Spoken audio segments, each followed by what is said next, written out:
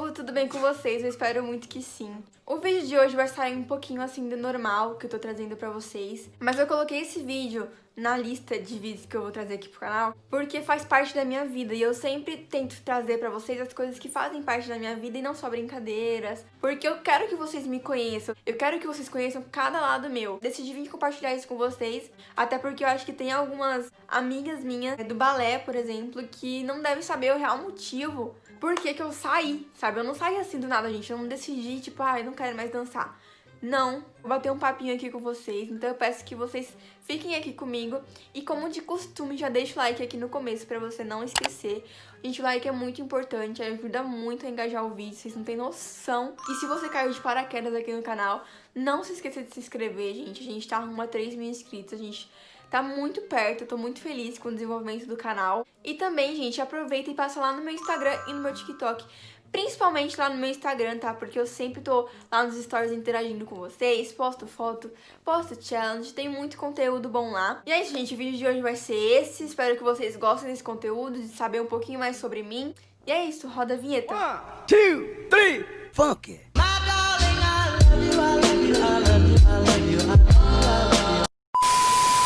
Já quero falar aqui no começo que esse vídeo vai ser um pouquinho difícil pra mim, mas eu acho que eu devo começar esse vídeo pelo começo, tá? Eu vou começar contando a minha história, a minha relação com a dança. A minha relação com a dança, gente, começou quando eu tinha 11 anos de idade. Antes disso, a minha mãe já tinha tentado me colocar no balé, e eu tipo, mãe, não quero. Eu era uma criança muito antissocial, eu não gostava de falar com as pessoas. Então eu achava que se eu entrasse numa aula de dança, eu ia ficar muito ali, parada, eu mesma, e eu não ia conseguir me desenvolver. Eu não tinha essa cabeça naquela época, mas eu pensava, tipo assim, mano, eu vou ficar sozinha.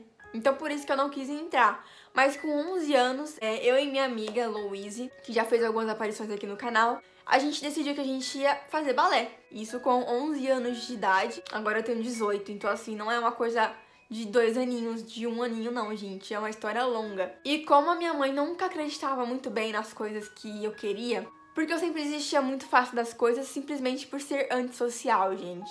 Vou citar um exemplo aqui pra vocês. Antes de entrar no balé, eu tentei entrar na fanfarra da minha escola. E eu desisti porque, eu não sei, gente, eu não fui com a cara do professor.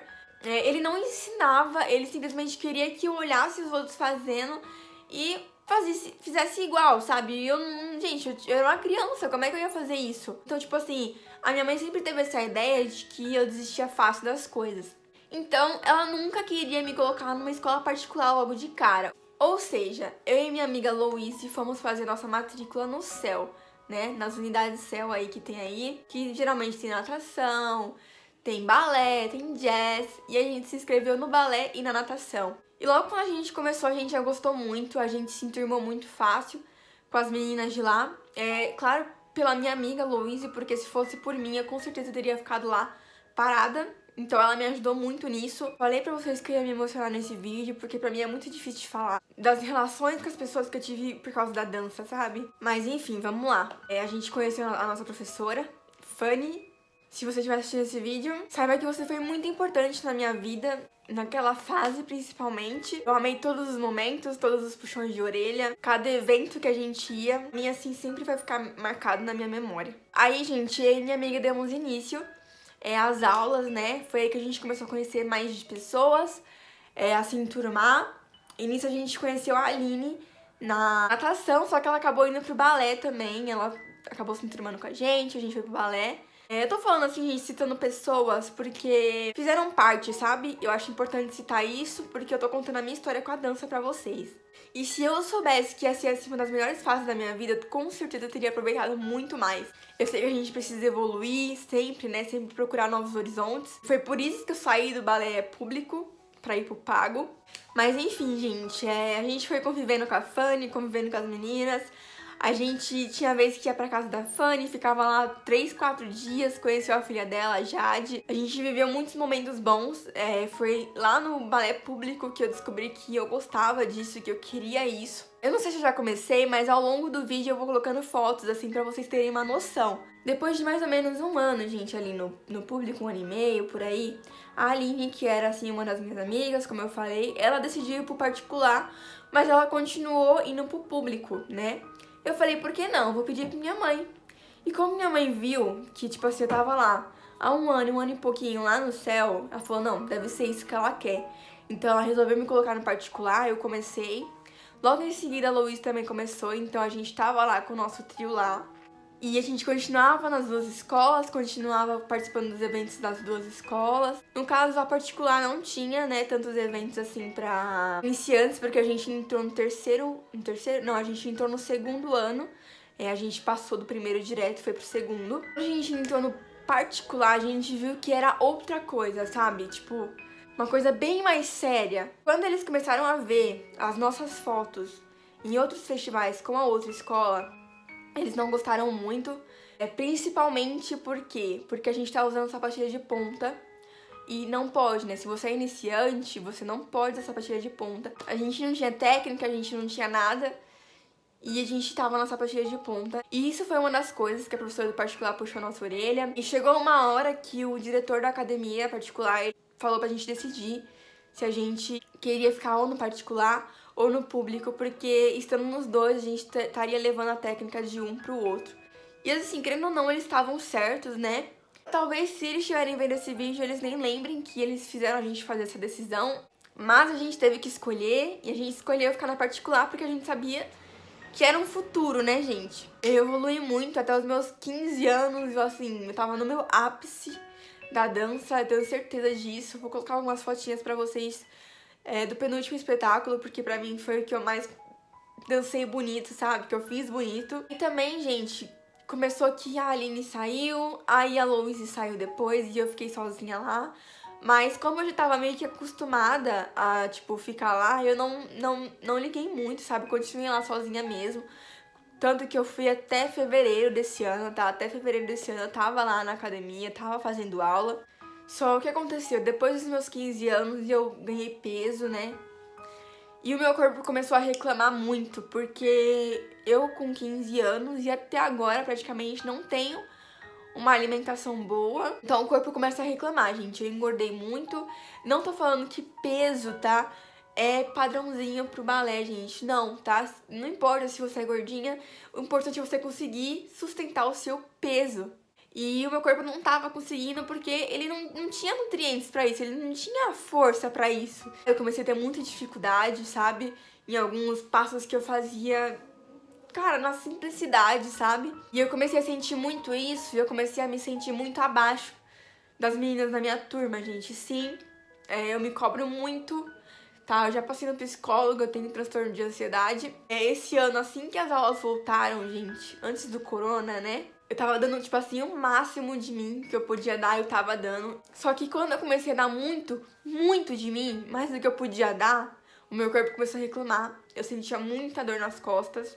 Até que um belo dia, isso foi em fevereiro, meio de fevereiro, se não me engano, eu tinha tido 2 aulas, uma de balé normal e outra de padedê. E eu não lembro de ter sentido nada acontecendo nas aulas. Mas assim que eu tirei a sapatilha de ponta pra poder ir embora, eu senti que os meus 2 dedões estavam dormentes. Mas até aí eu achei normal. Eu falei, a sapatilha prendeu um pouquinho a circulação e já volta. Eu cheguei em casa, fingi que nada estava acontecendo, tomei banho, comi. Eu tinha até esquecido, na verdade, quando meu namorado chegou do trabalho. Eu lembrei, porque era uma coisa que eu queria contar pra ele, porque eu tinha achado estranho. E aí, quando eu coloquei a mão no meu dedão, ainda tava dormente, os 2 dedões, gente. Eu fiquei muito preocupada. E, cara, nesses momentos, a pior coisa que você pode fazer é pesquisar no Google, gente. Não pesquisem, sério. Se tiver algum sintoma, vai no médico direto, porque você nem fica preocupado. Você fica, deve ser só uma dorzinha de leve. Não, gente, eu fui pesquisar no Google e aí apareceu que podia ser hernia de disco. Eu falei, não, tem que ir no médico. Eu fui no médico naquele mesmo dia. E na hora que eu entrei na sala, ele falou pra eu fazer algumas coisas, levantar um pouquinho a perna, nananana. Ele falou assim, olha, aparentemente tá tudo bem, porque você tá conseguindo fazer as coisas. Só que os sintomas que você tá sentindo, né, o que você tá sentindo, seus dedões dormentes, indicam hernia de disco. E aí na hora o médico já pediu pra eu fazer alguns exames, mas eu não tinha dinheiro na hora, então eu tive que esperar pra fazer depois. E aí quando eu contei pra minha mãe não quis acreditar, e aí me levou em outro médico. O médico falou assim, não, esses exames que o outro médico pediu tá certo, tá? Ela vai ter que fazer esses exames pra gente confirmar ou descartar isso. Gente, detalhe, o meu dedo ainda tava dormente, tá? Os 2 dedões ficaram dormentes durante uma semana. Aí depois eles foram meio que ficando formigando, sabe? Mas ficou assim meio estranho, gente, durante um mês mais ou menos.